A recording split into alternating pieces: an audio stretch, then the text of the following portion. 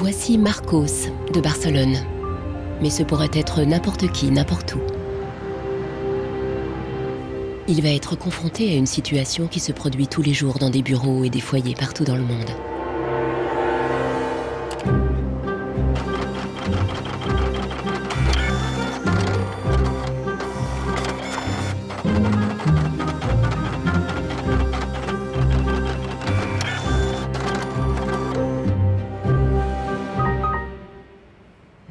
Une pièce de l'imprimante ne fonctionne plus.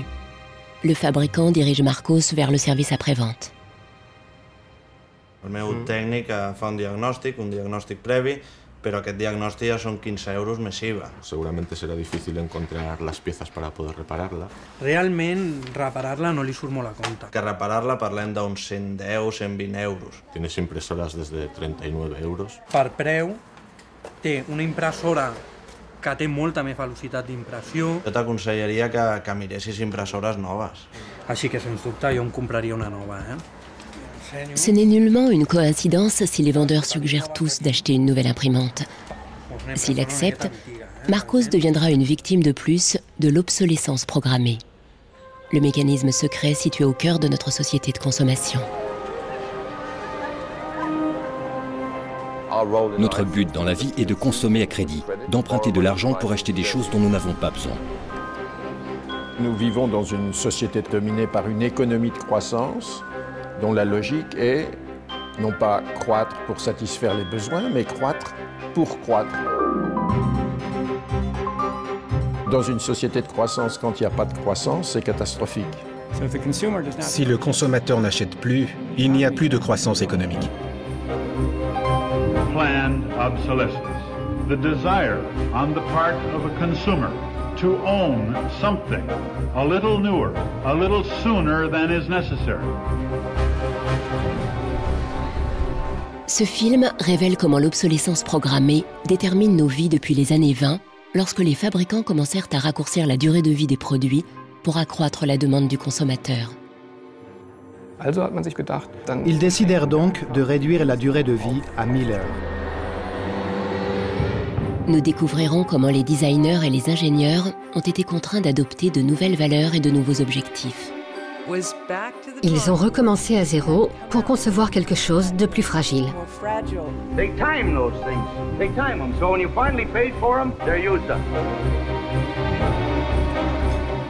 Une nouvelle génération de consommateurs a commencé à s'opposer aux fabricants. Il est clair que l'iPod d'Apple a été développé dans cette perspective de l'obsolescence programmée. Est-il possible d'imaginer une économie viable sans obsolescence programmée et sans impact sur l'environnement? Les générations futures ne nous pardonneront jamais quand elles découvriront la vérité sur le mode de vie gaspilleur des pays développés.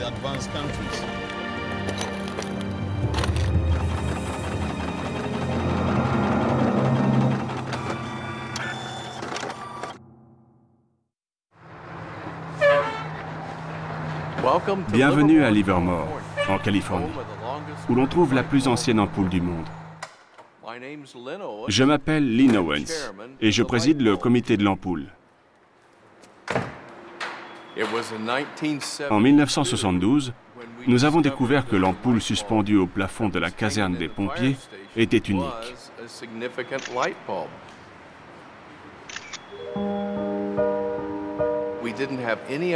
Nous ne savions pas qu'elle était si ancienne. Jusqu'au jour où un journaliste, Mike Dunstan, a commencé à enquêter. Il a pu interroger d'anciens pompiers, alors nonagénaires, qui lui ont confirmé que l'ampoule avait brillé sans interruption depuis 1901.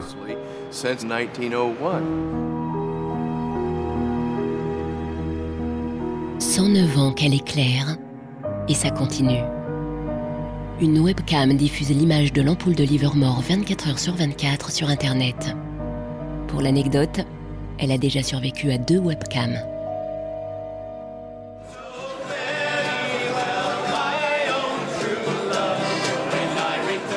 En 2001, pour les 100 ans de l'ampoule, les gens de Livermore ont organisé une grande fête d'anniversaire, à l'américaine.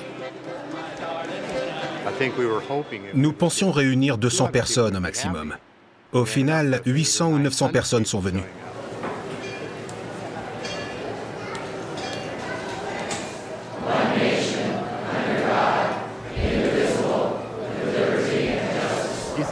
Vous n'imagineriez pas des gens chantant « Joyeux anniversaire » à une ampoule? Moi non plus, et pourtant ils l'ont fait.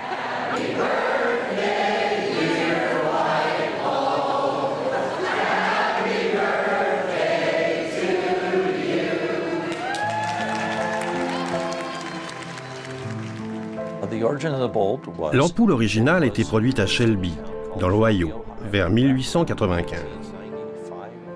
J'ai quelques photos des femmes qui l'avaient assemblée, et aussi des hommes qui avaient investi dans cette entreprise. Le filament a été inventé par Adolphe Chaillet. Il l'a conçu pour durer.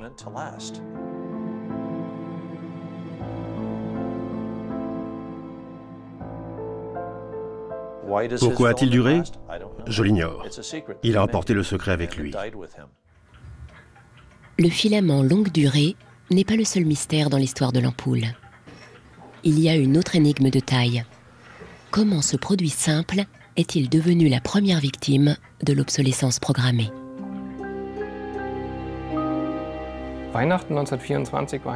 Noël 1924 fut très spécial. Dans une arrière-salle de Genève, plusieurs hommes en costume rayé se sont réunis pour concevoir un plan secret. Ils allaient fonder le premier cartel international. Leur but était de contrôler la production des ampoules incandescentes dans tous les pays et de se partager le gâteau du marché mondial. Ce cartel s'appelait Phébus.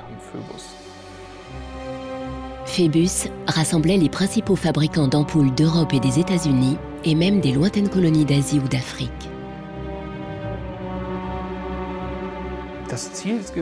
Le but était d'échanger des licences et des brevets, de réguler la production et surtout de contrôler le consommateur.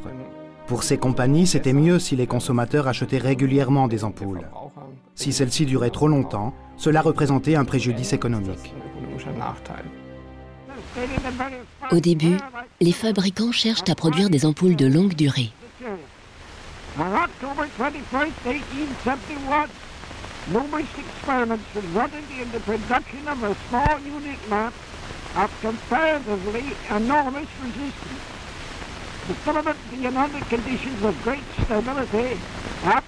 Les premières ampoules de Thomas Edison, commercialisées en 1881, avaient une durée de vie de 1500 heures. En 1924, quand le cartel Phébus fut fondé, les fabricants annonçaient déjà des durées de vie de 2500 heures et insistaient sur la longévité de leurs ampoules. Donc, chez Phébus, ils ont pensé qu'il fallait limiter la durée de vie des ampoules à 1000 heures.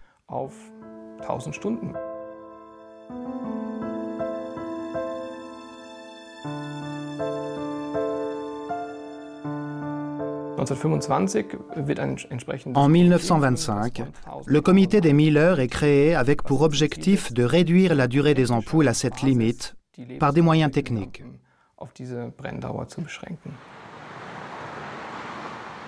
80 ans plus tard, Helmut Höge, un historien berlinois, met au jour les activités du comité. Il a trouvé des preuves cachées parmi les notes internes des membres fondateurs du cartel. Il y avait par exemple Philips en Hollande, Osram en Allemagne ou la Compagnie des Lampes en France.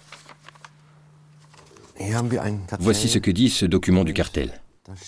La durée de vie moyenne des lampes destinées à l'éclairage général ne peut être garantie, rendue publique ou proposée seulement à condition qu'elle soit équivalente à 1000 heures.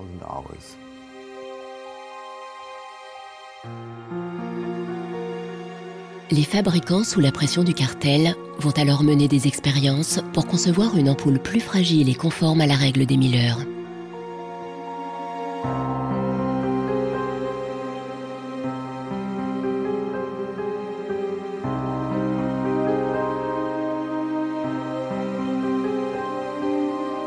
La production était rigoureusement contrôlée pour s'assurer que les membres du cartel respectaient bien la norme. Une des mesures a consisté à installer des étagères avec des petites douilles dans lesquelles on vissait des échantillons de la production pour les tester. Les firmes comme Osram consignaient ensuite méticuleusement la durée de vie de chaque ampoule.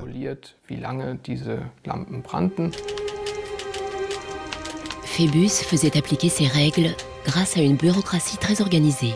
Ses membres étaient pénalisés si leur rapport mensuel sur les durées n'était pas aux normes.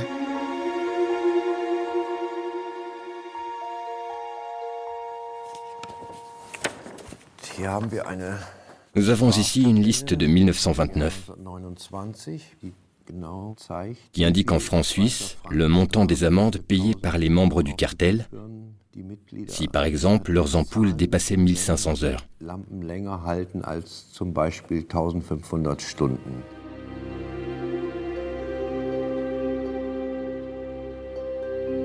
Avec la mise en place de l'obsolescence programmée, la durée des ampoules a chuté. En seulement 2 ans, elle est passée de 2500 heures à moins de 1500. Dans les années 40, le cartel a atteint son but. La durée standard d'une ampoule est désormais fixée à 1000 heures.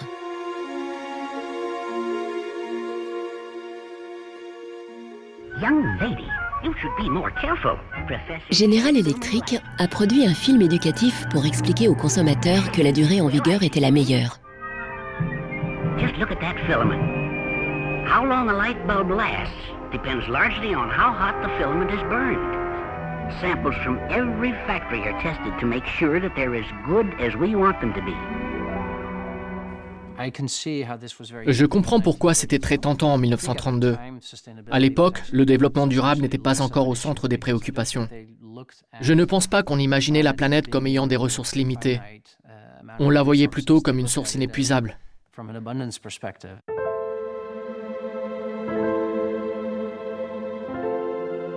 En 1942, le cartel est découvert et le gouvernement américain porte plainte contre General Electric et d'autres fabricants d'ampoules. On les accuse de fixer les prix, de concurrence déloyale et de limiter la durée de vie des ampoules incandescentes.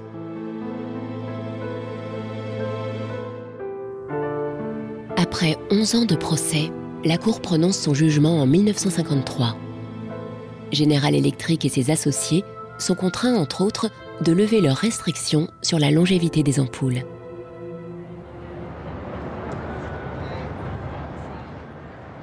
En réalité, ce jugement n'a eu que très peu d'effet. Les ampoules ont continué à durer 1000 heures.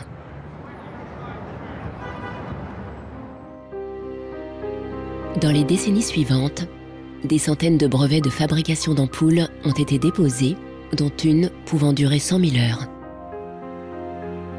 Aucune d'elles n'est jamais parvenue sur le marché. Officiellement, Phébus n'a jamais existé, même si cette société a laissé des traces dans le domaine public. Sa stratégie consistait à changer de nom régulièrement. Ils se sont d'abord appelés International Electricity Cartel, puis ils ont changé à nouveau. Le plus important, c'est que l'idée de l'obsolescence comme institution existe encore.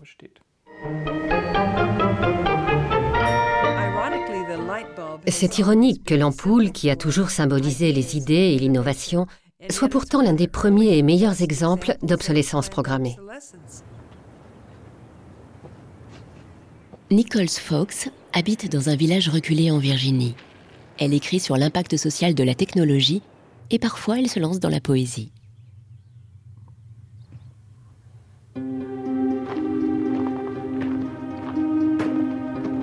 When in the dark the bogles are about, behind the bushes hiding at the ready, before you faint with fright or give a shout, you want illumination ever steady.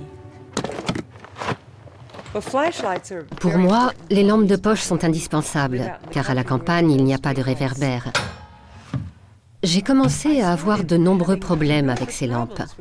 J'achetais de nouvelles ampoules et de nouvelles piles, mais elles ne marchaient toujours pas.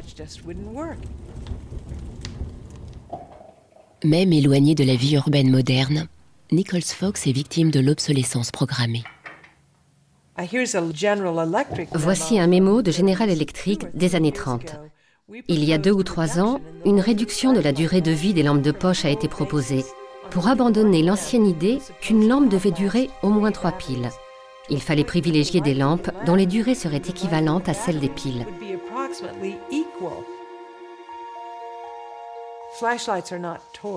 Les lampes de poche ne sont pas des jouets, ce sont des appareils utilitaires. C'est exaspérant de penser qu'ils aient pu faire cela si tranquillement, et surtout qu'ils l'aient fait, tout simplement.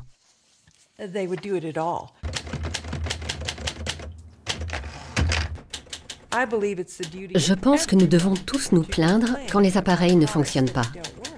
J'ai donc décidé d'écrire des sonnets de complainte.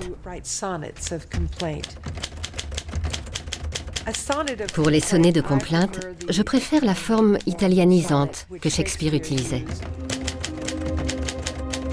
Instead, this box is filled with a collection of flashlights dead and way beyond repair. Scarcely used and coddled to perfection, their quick demise I cannot think is fair. So can it really be too much to ask that Ever-Ready's lights be made to last?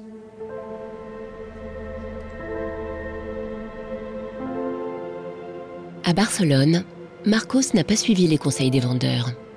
Il est déterminé à réparer son imprimante, même si le manuel d'utilisation ne mentionne pas du tout son problème.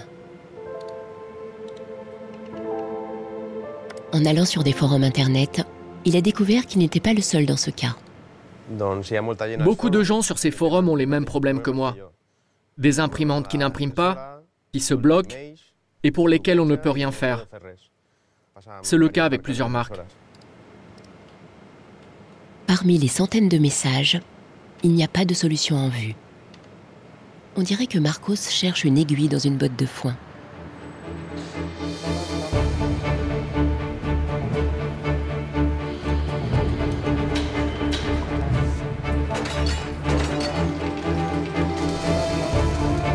L'obsolescence programmée a émergé en même temps que la production en série et la société de consommation. La question des produits fabriqués pour durer moins longtemps a commencé avec la révolution industrielle. Les nouvelles machines produisaient des marchandises beaucoup moins chères, ce qui était très bien pour les consommateurs. Mais ils ne pouvaient pas suivre le rythme des machines. Il y avait un excès de production. Avec la production en série, les prix ont baissé et de nombreux produits sont devenus plus abordables. Mais les fabricants s'inquiétaient de savoir si le filon allait durer encore longtemps. Que se passerait-il une fois que le consommateur aurait satisfait tous ses besoins? Déjà en 1928, un influent magazine de publicité déclarait « Un produit qui ne s'use pas est une tragédie pour les affaires ».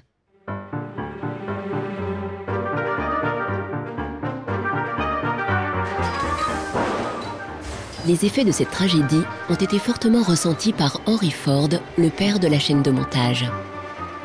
Ford voulait que son modèle T soit à la portée du consommateur moyen.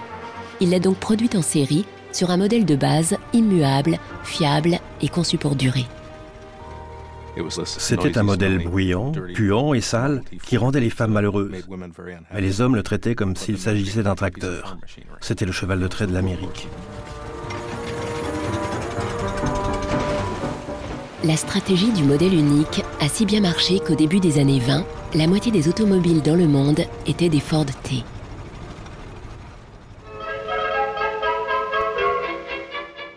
Pour battre Ford, General Motors a choisi une stratégie complètement nouvelle, imaginée par son président Alfred Sloan. Au lieu de concevoir la nouvelle Chevrolet comme le modèle T, aussi fiable et robuste, Sloan lui a fait subir une transformation radicale, essentiellement esthétique. Sloan l'a paré d'une nouvelle robe et d'un nouveau rouge à lèvres et il l'a mise sur le marché à un prix légèrement inférieur à la Ford T. Comme elle était plus jolie, la Chevrolet s'est vendue comme des petits pains. Sloan a compris qu'il ne battrait pas Ford sur le terrain de la mécanique, mais plutôt sur celui du design. Sloan a créé le concept du modèle annuel avec différentes gammes de couleurs, de formes et de tailles. Son but, encourager le consommateur à changer de voiture tous les 3 ans. La stratégie a fonctionné et Ford a connu une chute des ventes, les consommateurs trouvant le modèle T obsolète et démodé. En 1927, Après avoir célébré la production des 15 millions de modèles T, il l'a retiré définitivement du marché.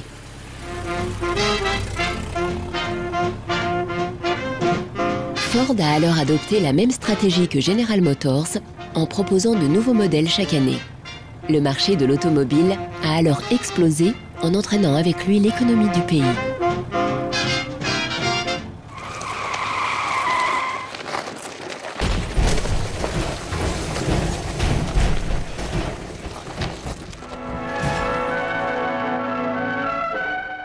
En 1929, l'émergence de la société de consommation est frappée de plein fouet par le crash de Wall Street et l'Amérique plonge dans une profonde récession.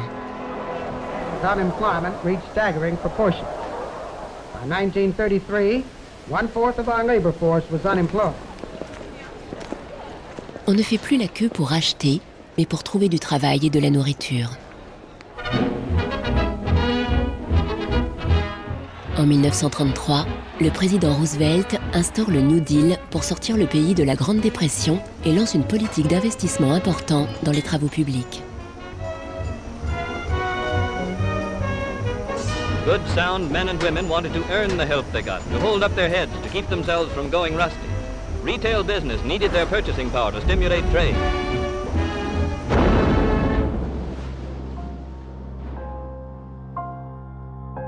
Mais le New Deal ne fait pas l'unanimité. Une idée radicalement différente fait son apparition à New York. Bernard London, un éminent courtier en immobilier, propose d'en finir avec la dépression en déclarant l'obsolescence programmée obligatoire. C'était la première fois que ce concept était officialisé. Bernard London proposait d'assigner une limite de vie à tous les produits. Ils seraient ensuite considérés comme légalement morts. Les consommateurs pourraient les retourner à un organisme gouvernemental qui les détruirait. Si quelqu'un conservait un article au-delà de la date limite, il serait passible d'une amende. Grâce à cette date limite, la consommation et le besoin de produire des biens de consommation seraient relancés. J'ai trouvé que c'était une idée géniale. London pensait qu'en rendant l'obsolescence programmée obligatoire, l'industrie se remettrait en marche, les gens consommeraient à nouveau et le plein emploi serait de retour. Il cherchait à trouver un équilibre entre le capital et le travail où il y aurait toujours un marché pour de nouveaux produits. Il y aurait toujours besoin de main-d'œuvre et le capital serait ainsi récompensé. Gill Slade est venu à New York pour enquêter sur la personne qui est à l'origine de cette idée. London, un juif originaire d'Europe de l'Est, est arrivé aux États-Unis au début du XXe siècle. Il prospère dans l'immobilier, devient millionnaire et investit dans plusieurs projets à New York. L'homme aimait faire des affaires. C'était un capitaliste, mais il était aussi un philanthrope. Il s'intéressait au bien-être de ses semblables. Il participe à de nombreux projets de bienfaisance, parmi lesquels une école pour enfants juifs et pauvres. On ignore si pour Bernard London, l'obsolescence programmée est seulement une question de profit ou bien une façon d'aider les chômeurs. Gill Slade veut en savoir davantage sur ses motivations et a retrouvé quelqu'un qu'il a connu personnellement. J'ai une photo de Bernard London. Incroyable.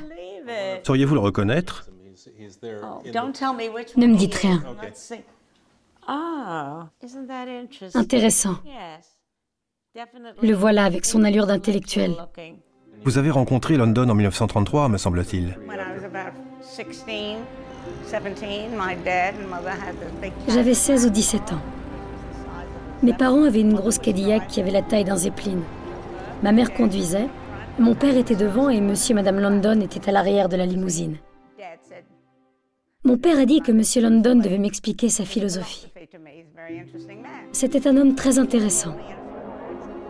En quelques mots, il m'a expliqué son idée pour enrayer la dépression. À l'époque, nous étions en plein chaos économique, pire qu'aujourd'hui.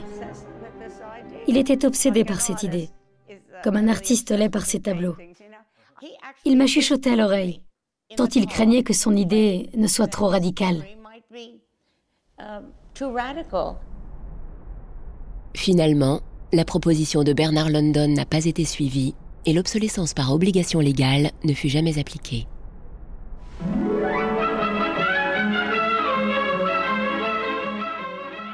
Dans les années 50, l'idée ressurgit, mais avec une différence cruciale. Au lieu d'imposer l'obsolescence programmée aux consommateurs, elle les séduirait. Planned obsolescence. The desire on the part of a consumer to own something a little newer, a little better, a little sooner than is necessary. We certainly in America and by now... C'est Brooks Stevens qui parle, l'apôtre de l'obsolescence programmée dans l'Amérique d'après-guerre. Ce brillant designer a créé des appareils ménagers, des voitures, des trains, en ayant toujours en tête l'obsolescence programmée.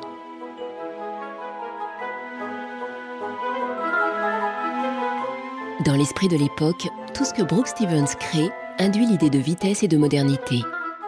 Même sa maison sort de l'ordinaire. J'ai grandi dans cette maison que mon père avait dessinée. Elle était en banlieue et pendant la construction, tout le monde pensait que c'était la nouvelle gare de bus car elle ne ressemblait pas à une maison traditionnelle. Voici une photo de famille avec mon père, moi-même, mes frères aînés, ma sœur et ma mère. La maison était toujours remplie d'objets dessinés pour ses clients, comme cette tondeuse. Tous les 2 ou 3 ans, il apportait le dernier modèle et ma mère se faisait une joie de tondre la pelouse elle-même. À sa façon, elle testait les produits. Si quelque chose ne lui plaisait pas, elle en faisait part à mon père.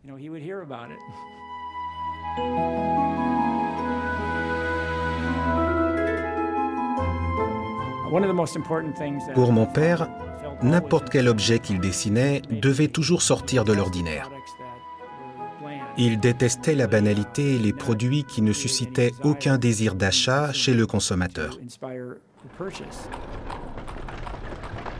Unlike the European approach of the past where they tried to make the very best product and make it last forever, meaning you bought such a fine suit of clothes that you were married in it and then buried in it and never a chance to renew it, the approach in America is one of making the American consumer unhappy with the product that he has enjoyed the use of for a period, have him pass it on to the second-hand market and obtain the newest product with the newest possible look. Stevens a parcouru l'Amérique pour promouvoir l'obsolescence programmée, discours après discours. Ses propos sont devenus comme une sorte d'évangile.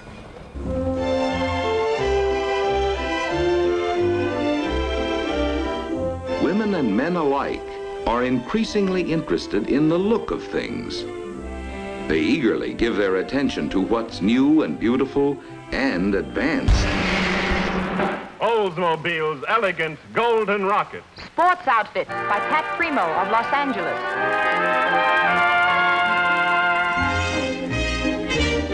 Le design et le marketing séduisent le consommateur et suscitent un désir insatiable pour le dernier modèle. Mon père n'a jamais conçu un produit pour qu'il tombe délibérément en panne ou devienne obsolète dans un bref délai. L'obsolescence programmée est à l'entière discrétion du consommateur. Personne ne force le consommateur à aller dans un magasin pour y acheter un produit. Il y va de son plein gré, c'est son choix.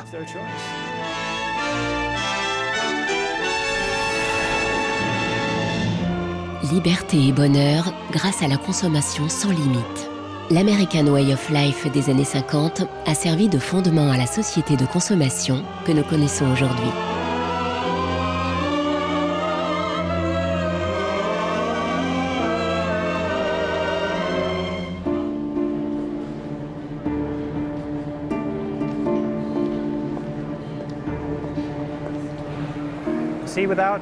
Sans l'obsolescence programmée, ces lieux n'existeraient pas. Il n'y aurait aucun produit, aucune industrie, pas de designer ou d'architecte, il n'y aurait pas de vendeurs ni de personnel en charge du nettoyage, pas de garde de sécurité. Tous ces emplois disparaîtraient.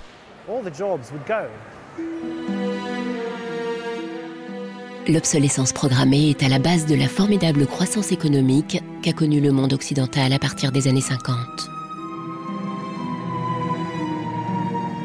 Depuis, la croissance est devenue le Graal de notre économie. Nous vivons dans une société de croissance dont la logique est non pas croître pour satisfaire les besoins, mais croître pour croître, croître à l'infini, faire croître sans limite la production et pour justifier cette croissance de la production, faire croître sans limite la consommation. Serge Latouche, un des critiques de la société de croissance les plus connus, a beaucoup écrit sur ces mécanismes. Au fond, il y a trois instruments fondamentaux qui sont la publicité, l'obsolescence programmée et le crédit.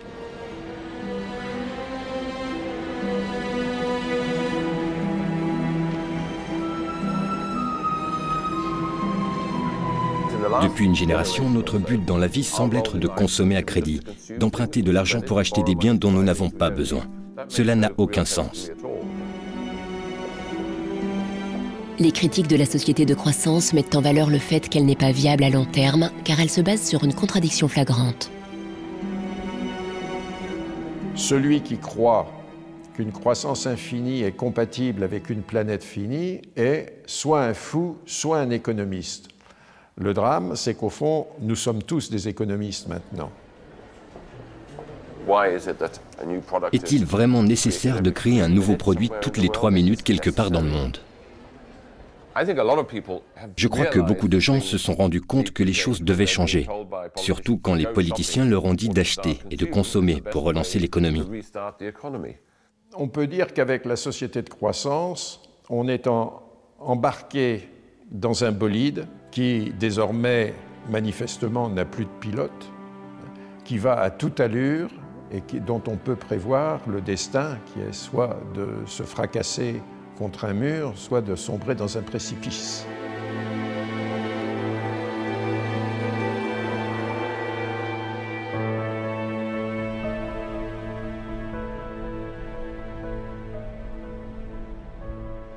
Marcos a trouvé quelqu'un sur Internet qui a découvert ce qui est arrivé à son imprimante. I tried to print a document and it said parts inside your printer require replacement. So, I decided to do a little servicing of my own. Hello Marcos, I got your message. Marcos a contacté l'auteur de la vidéo. How are you? I looked into it and it turns out that there's a thing in the bottom of the printer called a waste ink reservoir. And the way inkjet printers work is they constantly have to clean the print heads, and they do that by squirting ink through them down a hole in the bottom of the printer into this great big sponge. There's just a preset time when it's squirted a certain number of drops down there, that then the printer decides it's full of ink and won't function anymore. Mm-hmm. The justification is they don't want to put ink all over your desk. But I think the problem goes deeper than that. It's the way the technology works. It's just designed to fail.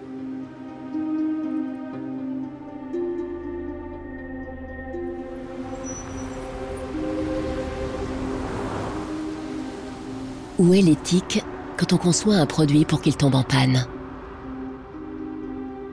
Gilles Slade se demande comment ont réagi les ingénieurs lorsque l'obsolescence programmée s'est généralisée. Dans les années 50, il y a eu un débat parmi les ingénieurs pour savoir si oui ou non il fallait programmer la mort d'un produit. Une grande partie du débat est parue dans le magazine Design News. On demandait de plus en plus aux ingénieurs de prévoir des procédés techniques pour réduire la durée de vie des produits.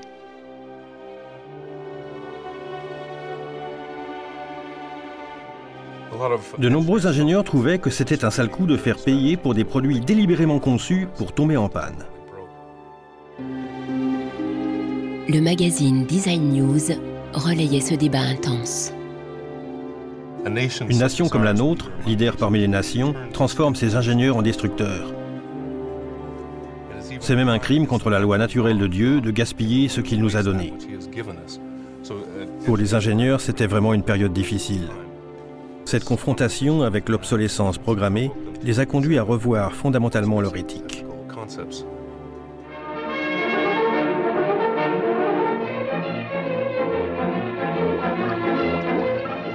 Le dilemme est même apparu au-delà de la presse spécialisée.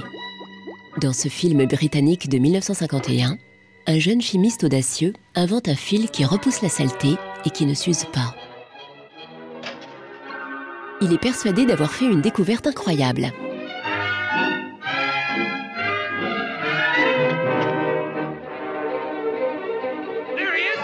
Mais tout le monde n'apprécie pas son invention, et bientôt, il est poursuivi non seulement par les patrons de l'usine, mais aussi par les ouvriers, qui craignent tous de perdre leurs emplois.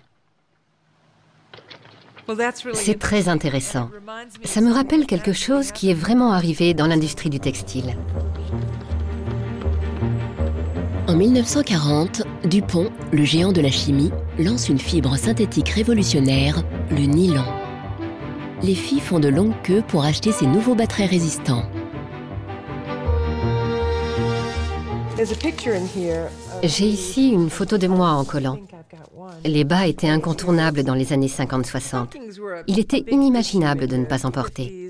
Sortir sans bas aurait été très choquant.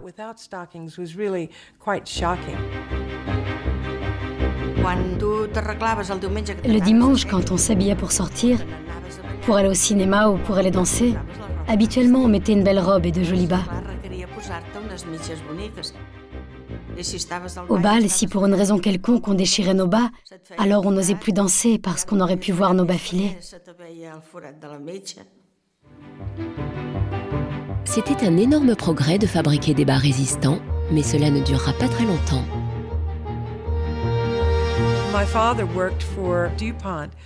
Avant et après la guerre, mon père travaillait chez DuPont, au département nylon. Et il m'a raconté comment ils avaient testé le nylon pour en faire des bas. Les hommes de son département emportaient des bas à la maison pour les faire tester par leurs femmes ou leurs petites amies.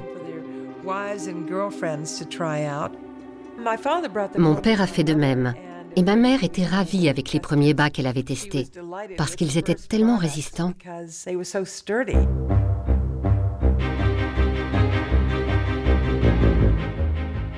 Les chimistes avaient toutes les raisons d'être fiers de leur trouvaille. Même les hommes vantaient les mérites des bas en nylon. Le problème, c'est que les bas, ça marchait trop bien, parce qu'ils étaient trop résistants. Les femmes étaient très contentes, parce qu'ils ne filaient pas. Mais les fabricants qui les produisaient en vendaient forcément moins.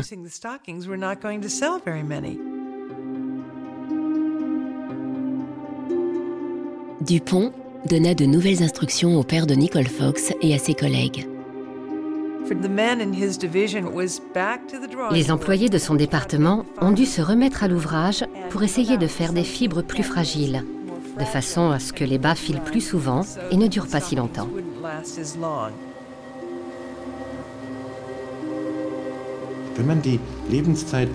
C'est assez facile de réduire la longévité d'une paire de bas, car le nylon n'est pas l'unique composant. Il y a aussi des additifs qui, par exemple, protègent le nylon des rayons ultraviolets du soleil.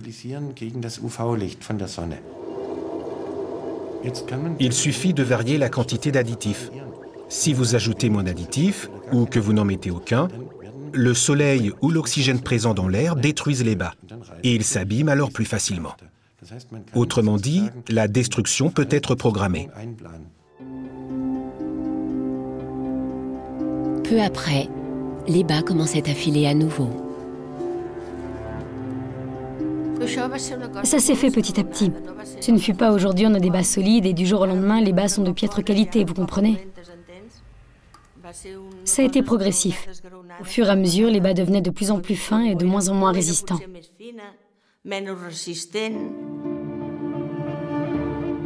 Les mêmes chimistes qui avaient appliqué leur savoir-faire pour fabriquer des bas résistants ont dû se résigner à suivre l'air du temps et les ont rendus plus fragiles. Le fil éternel a fini par disparaître des usines, comme au cinéma.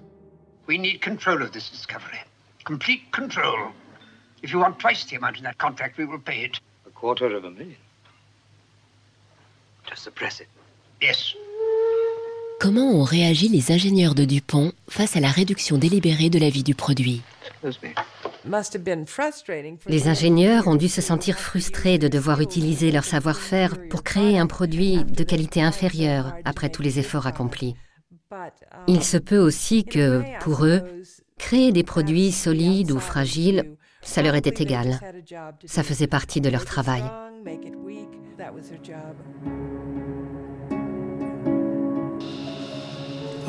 Parmi les ingénieurs, il y a eu un changement de valeur. Il y a les ingénieurs de la vieille garde qui veulent continuer à créer des produits solides et durables. Et il y a une nouvelle vague d'ingénieurs, influencés par le marché, dont l'intérêt est de concevoir le produit le plus jetable possible. Ce débat fut tranché quand cette nouvelle école d'ingénieurs s'est imposée.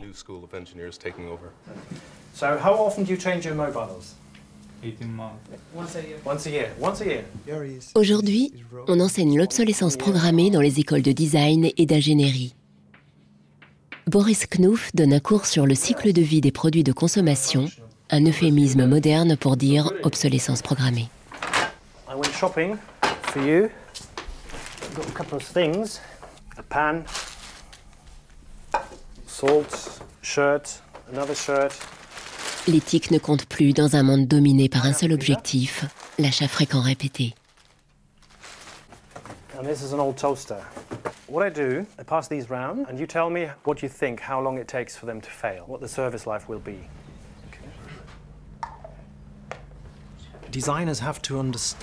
Les designers doivent comprendre pour qui ils travaillent.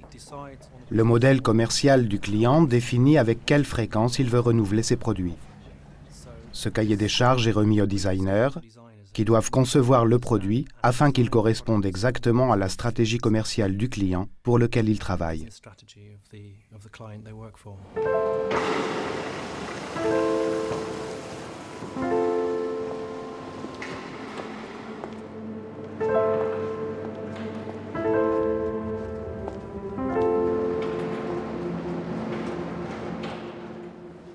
En parcourant la notice de plusieurs imprimantes, Marcos s'est rendu compte que leur durée de vie est fixée par les ingénieurs dès le départ.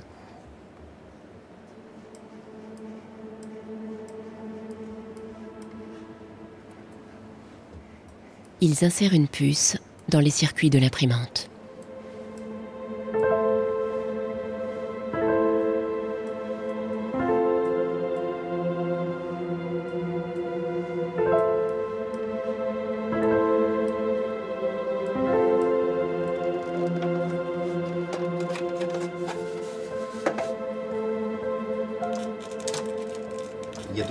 J'ai trouvé la puce. C'est une EPROM qui mémorise le nombre d'impressions. Et une fois qu'on atteint la quantité préétablie, l'imprimante se bloque et n'imprime plus. Maintenant qu'il a trouvé le coupable, Marcos va tenter de faire fonctionner de nouveau son imprimante.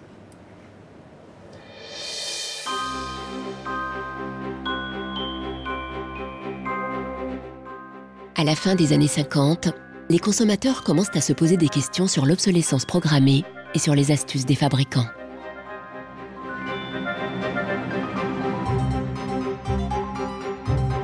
L'Association des consommateurs américains teste une large gamme de produits en se concentrant sur leur longévité. Les résultats de ces tests sont publiés dans leur magazine qui connaît un succès et une influence grandissante. L'association fait aussi du lobbying pour faire passer des lois qui protègent le consommateur. 20 ans plus tard, elle remporte une victoire sur l'obsolescence programmée quand les premières lois sur la garantie des produits entrent en vigueur.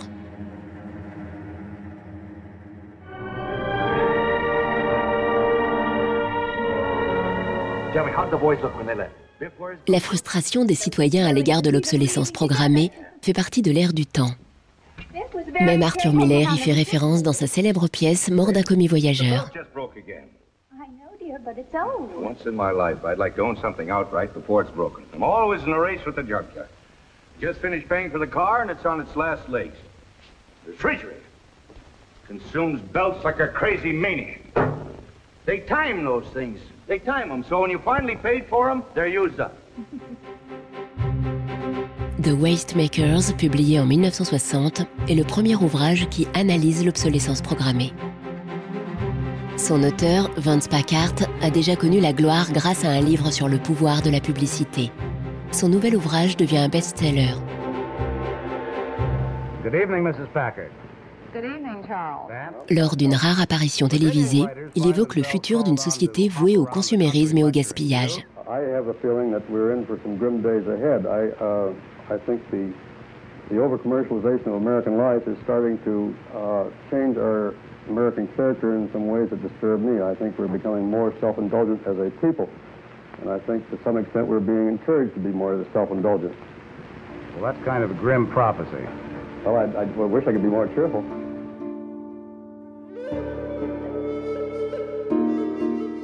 Les détracteurs de la société de consommation ont souligné ces failles, mais n'ont pas proposé d'alternative, car à l'époque, elle existait déjà, de l'autre côté du rideau de fer.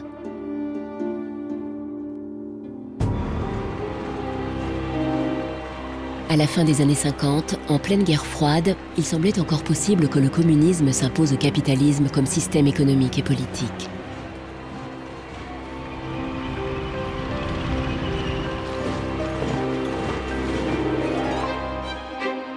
L'économie communiste ne se fondait pas sur le libre marché, mais sur la planification centralisée par l'État. Dans ce système, inefficace et souffrant d'une insuffisance chronique de ressources, l'obsolescence programmée n'avait aucun sens.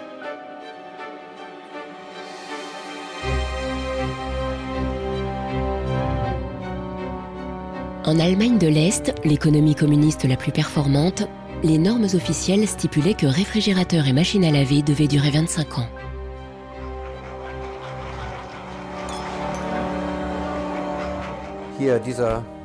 J'ai acheté ce réfrigérateur est-allemand en 1985, donc il a au moins 24 ans. L'ampoule date de la même époque. Je n'ai jamais eu à la remplacer. Elle a aussi presque 25 ans.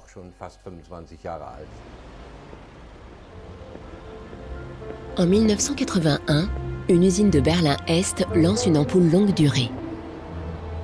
Là en haut, il y avait le centre d'essai pour tester la durée des ampoules.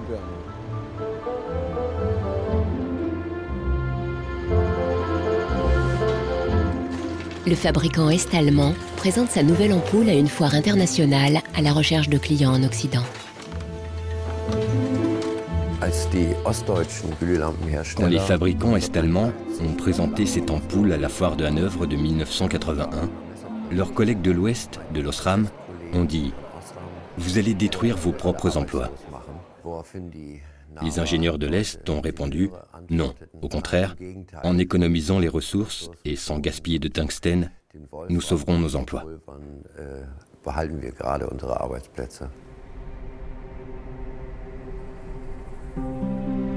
Les acheteurs occidentaux ont refusé l'ampoule. En 1989, après la chute du mur de Berlin, l'usine a été fermée et la production s'est arrêtée.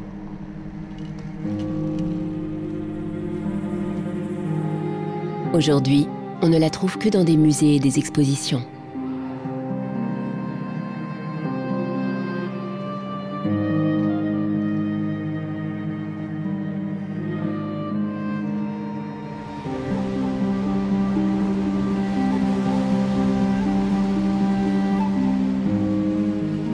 Vingt ans après la chute du mur, le consumérisme effréné est aussi bien présent à l'Est qu'à l'Ouest.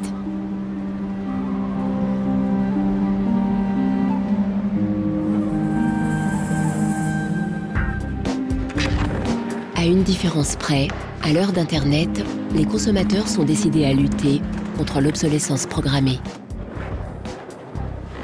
Nous tournons tous nos films ici. Nous prenons des polaroïdes de toutes les personnes qui entrent ici. Ce support est comme un dinosaure, il n'existe plus. Nous sommes très fans de la VHS. Nous copions tous les films de DVD sur VHS, puis nous les archivons. Pour les frères Neistat, artistes et réalisateurs new-yorkais, aucun objet devient obsolète, quitte à finir en décoration murale ou comme accessoire dans leur prochain film. Notre premier film à succès était un film sur l'iPod. J'étais complètement fauché, et quand j'ai acheté cet iPod, il coûtait dans les 400-500 $. Environ 8 ou 12 mois plus tard, la batterie est tombée en panne. J'ai appelé Apple pour qu'ils la remplacent, et leur politique à l'époque était de dire à leurs clients d'acheter un nouvel iPod.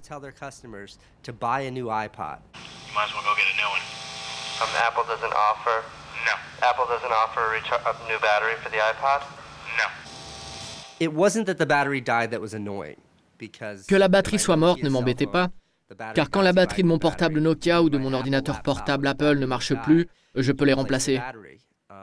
Mais avec l'iPod, qui n'était pas donné, si la batterie lâchait, c'était l'appareil tout entier que l'on devait remplacer.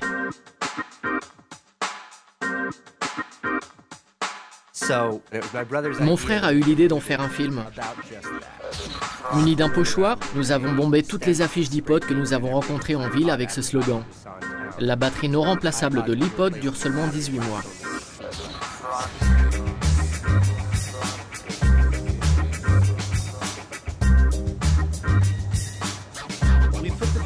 On a posté la vidéo sur notre petit site, iPodsDirtySecret.com.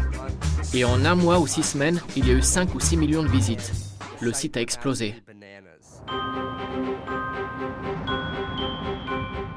À San Francisco, l'avocate Elizabeth Pritzker entend parler de la vidéo et avec ses associés décide de porter plainte contre Apple.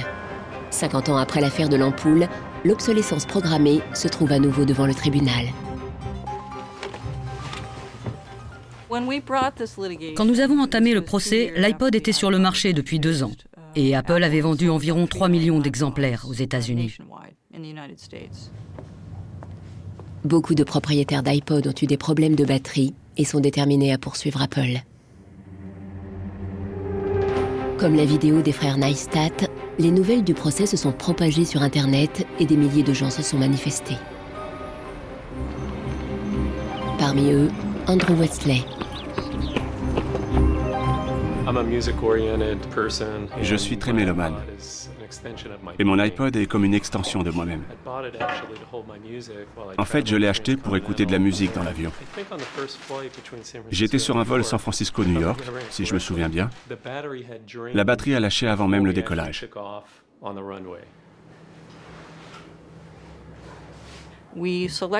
Parmi les consommateurs qui nous avaient contactés, nous en avons choisi quelques-uns pour être les plaignants de notre recours collectif.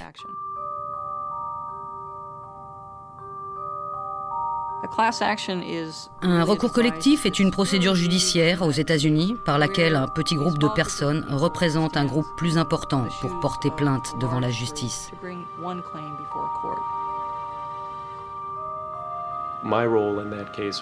Comme plaignant, je représentais des milliers, peut-être des dizaines de milliers de personnes. L'affaire a été baptisée Wesley contre Apple. Quand mes amis et ma famille ont appris que c'était un procès important, ils ont pensé que j'étais devenu un extrémiste, une sorte d'Erin Brockovich.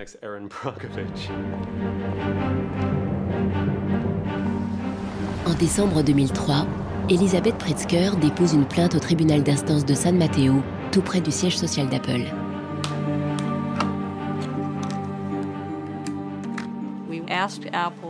Nous avons demandé à Apple de fournir de nombreux documents techniques sur la durée de la batterie de l'iPod. Et on a reçu beaucoup de données techniques sur son design et sur les essais pratiqués sur les batteries. Nous avons découvert que le type de batterie au lithium contenu dans l'iPod était conçu pour avoir une durée de vie limitée.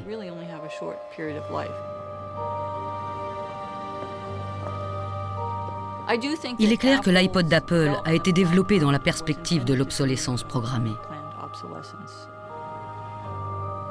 Le procès n'est jamais arrivé à terme. Après quelques mois de tension, les deux parties sont parvenues à un accord.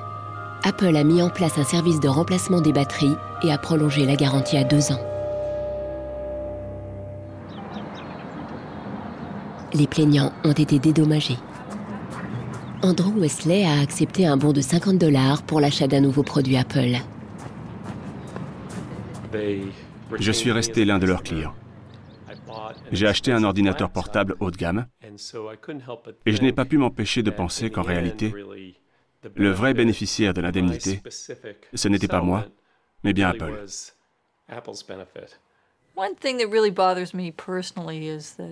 Ce qui me gêne vraiment, c'est qu'Apple se vend comme une marque très branchée et novatrice, alors que sa politique environnementale ne permet pas aux consommateurs de retourner les articles pour les recycler ou les traiter. C'est contraire à toute logique et c'est contraire à son message.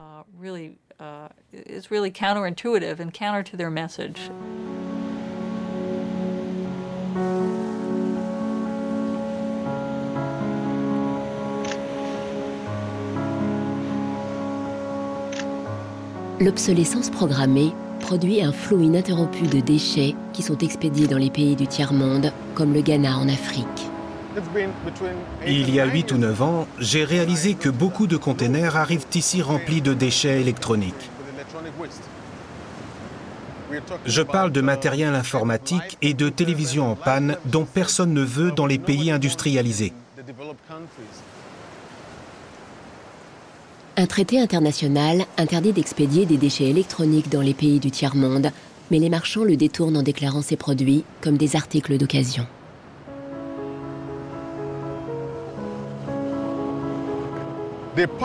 Ils mettent en avant le matériel électronique en bon état, environ 10 articles dans chaque container de 12 mètres, alors que tout le reste du container est rempli de déchets électroniques. Lorsque les douaniers l'ouvrent, ils pensent qu'il n'y a que du matériel en état de marche et qui pourrait durer longtemps.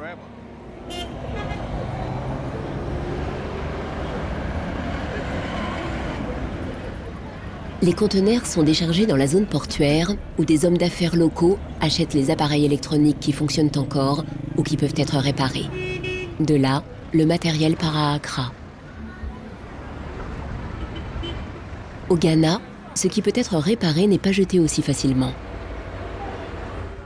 Andrew Owusu achète des ordinateurs en provenance d'Europe, puis les remet à neuf pour ses clients. Cette machine vient d'Espagne. J'ai vu que le disque dur ne marchait plus. J'ai changé le disque et maintenant elle fonctionne. Pour celle-ci, le problème venait de la carte graphique. Je l'ai changée et maintenant elle est en état de marche. Si je repère la panne, ça me prend de 10 à 30 minutes pour la réparer. Andrew Owusu revend ses ordinateurs aux étudiants, aux écoles et aux petites entreprises. Il ne comprend pas cette mentalité de gaspillage des pays industrialisés. Ici en Afrique, ce n'est pas donné à tout le monde d'avoir un ordinateur. C'est pour cela qu'ici, nous ne jetons rien, nous réparons.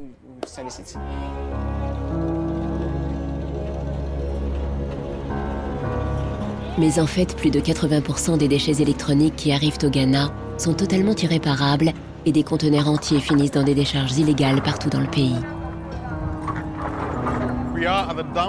Nous nous trouvons dans la décharge d'Agbogloshi. Avant, il y avait une jolie rivière ici, l'Odo, qui traversait cet endroit. Elle regorgeait de poissons. Notre école n'était pas très loin d'ici et nous venions jouer au football. Nous flânions sur les rives. Les pêcheurs organisaient des balades en bateau. Je m'en souviens très bien. À présent, tout ça n'existe plus. Et cela me rend vraiment très triste et furieux.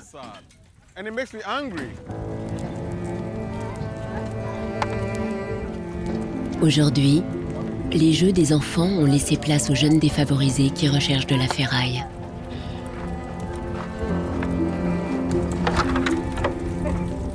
Ils brûlent la gaine en plastique des câbles d'ordinateur pour récupérer le métal.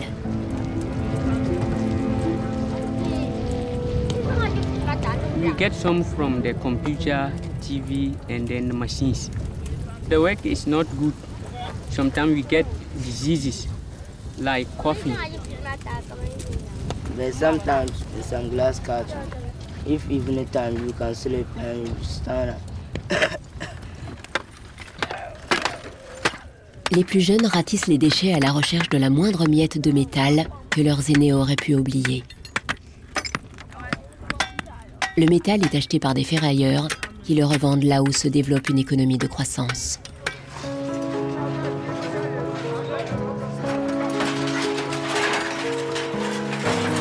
Les principaux clients sont actuellement Dubaï et la Chine.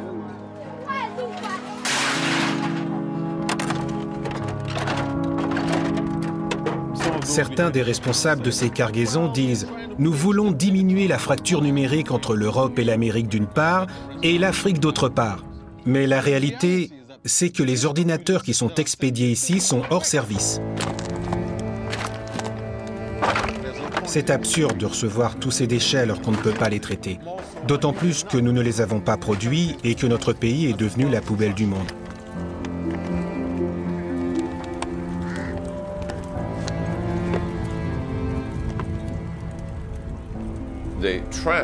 Ces déchets, cachés si longtemps pendant l'ère industrielle, sont maintenant entrés dans nos vies et nous ne pouvons plus les ignorer.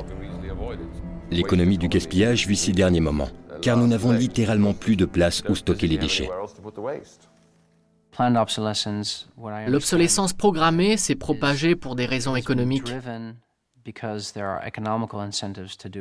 Il est plus intéressant pour une compagnie de concevoir un produit qui ne dure pas plus de 3 ans ou 1000 heures parce qu'elle peut alors vendre davantage de produits.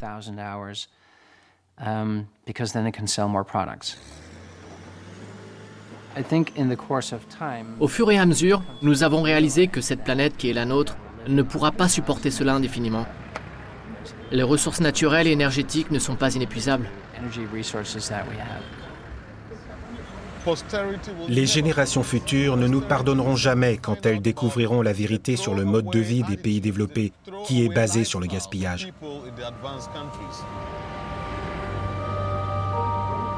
Partout dans le monde, les gens ont pris conscience du phénomène et ont commencé à agir.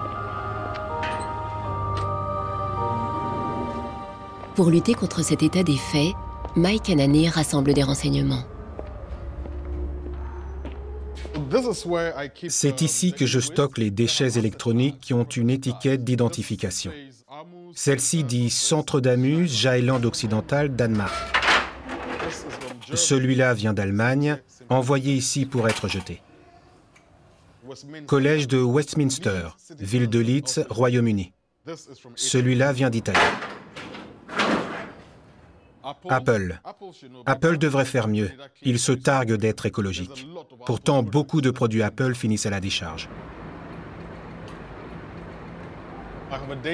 J'ai créé une base de données avec les étiquettes, les adresses et les numéros de téléphone des compagnies auxquelles appartenaient ces déchets électroniques qui ont été envoyés au Ghana. Mike prévoit de transformer ces renseignements en preuves pour intenter un procès.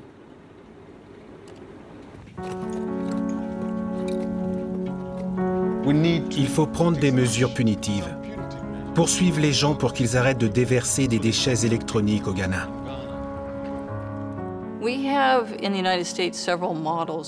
Aux États-Unis, nous avons plusieurs modèles de loi qui pourraient s'adapter à ce cas de figure, comme la loi de l'air propre ou la loi de l'eau propre.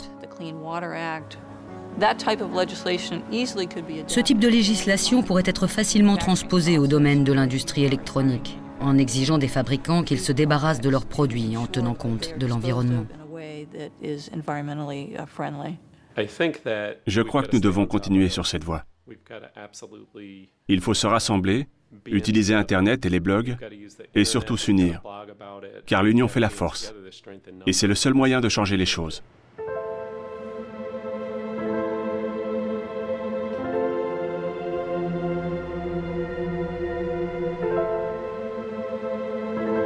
Grâce à la puissance des réseaux sociaux, Marcos avance dans sa recherche pour trouver des solutions pour son imprimante. Il a trouvé l'aiguille dans la botte de foin, en Russie. Un site propose un logiciel libre pour remettre à zéro le compteur de l'imprimante.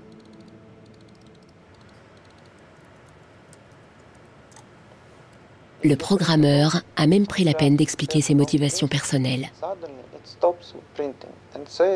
Some cryptic message. What parts inside your printer require serious maintenance.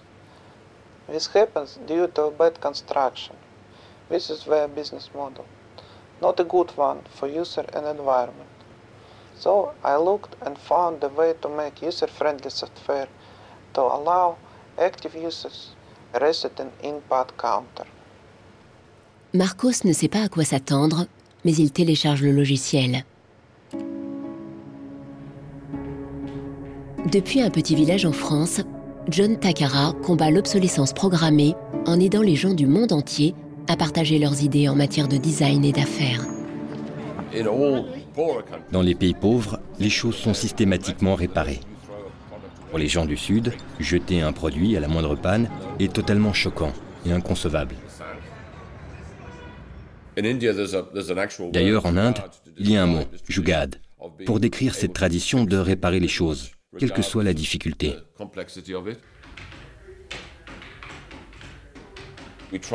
Nous recherchons des gens actifs qui mènent des projets dans le monde, plutôt que des gens qui parlent de façon abstraite de l'état déplorable des choses ou de ce que l'on devrait changer.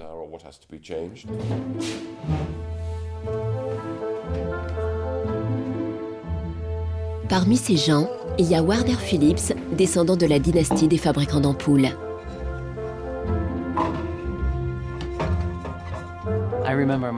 Je me souviens que mon grand-père m'a emmené dans une des usines Philips à Eindhoven pour me montrer comment étaient fabriquées les ampoules. C'était vraiment cool.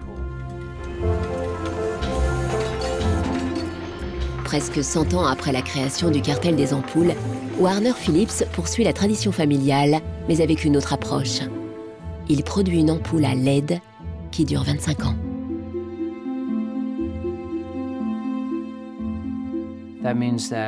Cela signifie que l'on utilise les matériaux une fois tous les 25 ans au lieu d'une fois par an. Et aussi que l'on transporte le produit une fois tous les 25 ans au lieu d'une fois par an. Il pense que la production de produits pérennes n'est pas incompatible avec le monde des affaires.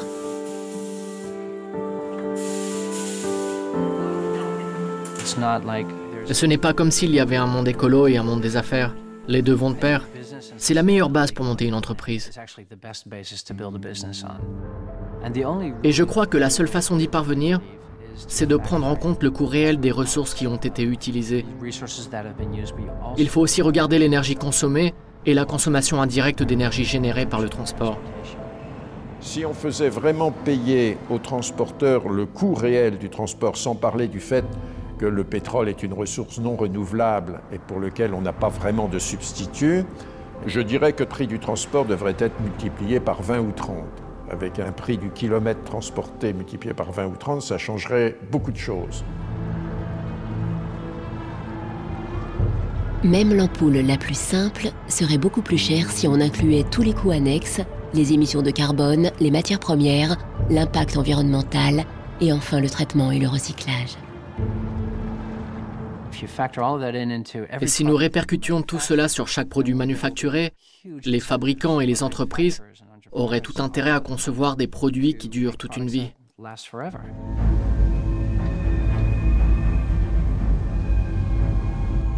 Pour combattre l'obsolescence programmée, on peut aussi repenser la fabrication des produits.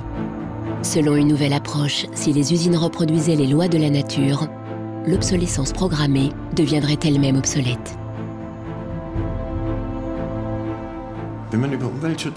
Quand on parle de protection de l'environnement, on pense à réduire, renoncer, éviter, zéro déchet, moins d'impact. Mais au printemps, un cerisier ne réduit pas, n'évite pas et ne renonce pas.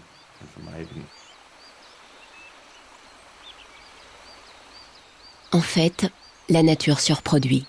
Les fleurs flétries, les feuilles mortes et les autres restes organiques ne sont pas des déchets. Ils nourrissent d'autres organismes.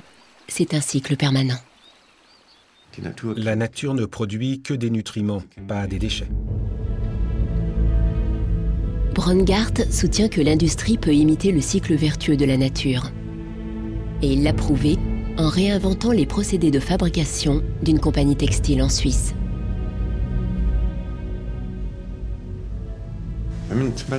Quand par exemple vous tapissez un canapé ou une chaise d'un tissu comme celui-ci, les chutes sont si nocives qu'elles doivent être traitées comme des déchets toxiques.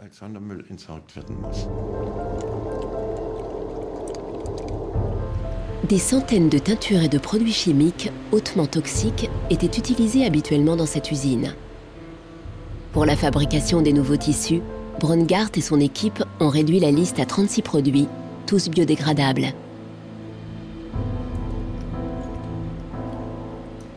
On sélectionne seulement des ingrédients que l'on pourrait manger.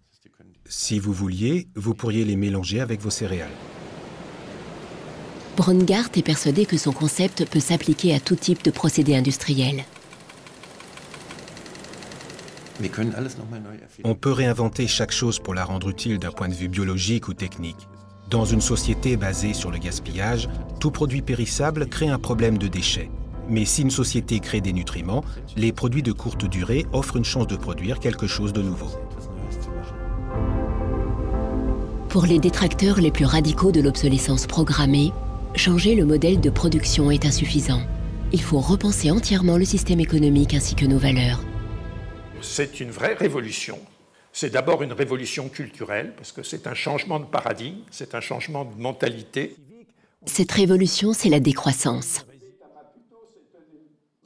Comme Brooke Stevens dans les années 50, Serge Latouche va de conférence en conférence. Il propose d'en finir avec la société de croissance. La décroissance, c'est un slogan provocateur qui a pour fonction de rompre avec le discours un peu euphorisant de la croissance possible, infinie, soutenable, et donc pour marquer la nécessité de changer de logique, de sortir de cette logique de la démesure. L'essentiel du programme, en quelque sorte de la décroissance, tient en un mot réduire. Réduire notre empreinte écologique, réduire nos gaspillages, notre surproduction, notre surconsommation. Réduisant la consommation, en réduisant la production, mais en libérant du temps libre, on peut développer d'autres formes de richesse qui ont l'avantage de ne pas s'épuiser quand on les consomme, comme l'amitié, le savoir.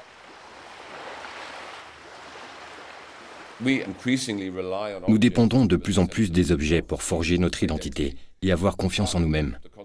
Sans doute parce que les choses qui auparavant façonnaient notre identité, comme l'adhésion à une communauté, l'attachement à une terre ou tout autre lien social, ont été remplacées par le consumérisme.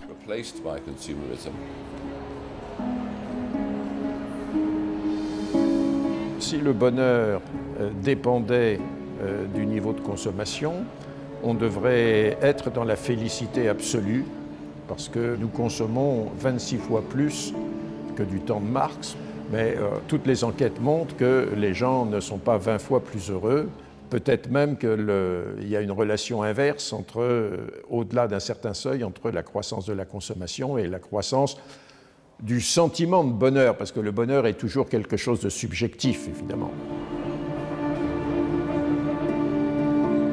Les opposants de la décroissance craignent que l'économie moderne soit détruite et nous oblige à revenir à l'âge de pierre.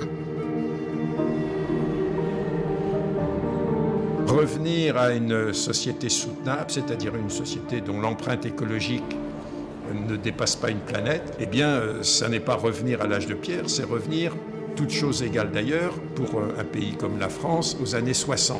Ça n'est pas vraiment l'âge de pierre. On peut dire que la société de décroissance réalise la vision de Gandhi qui disait le monde est assez grand pour satisfaire les besoins de tous, mais il sera toujours trop petit pour satisfaire l'avidité de quelques-uns.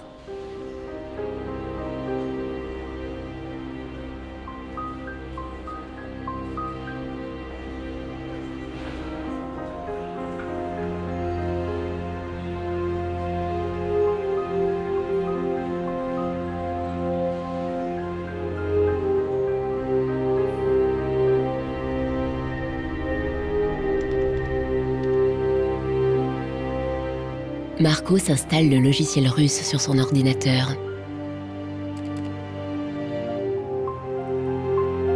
Le nouveau logiciel lui permet de réinitialiser la puce de comptage de son imprimante.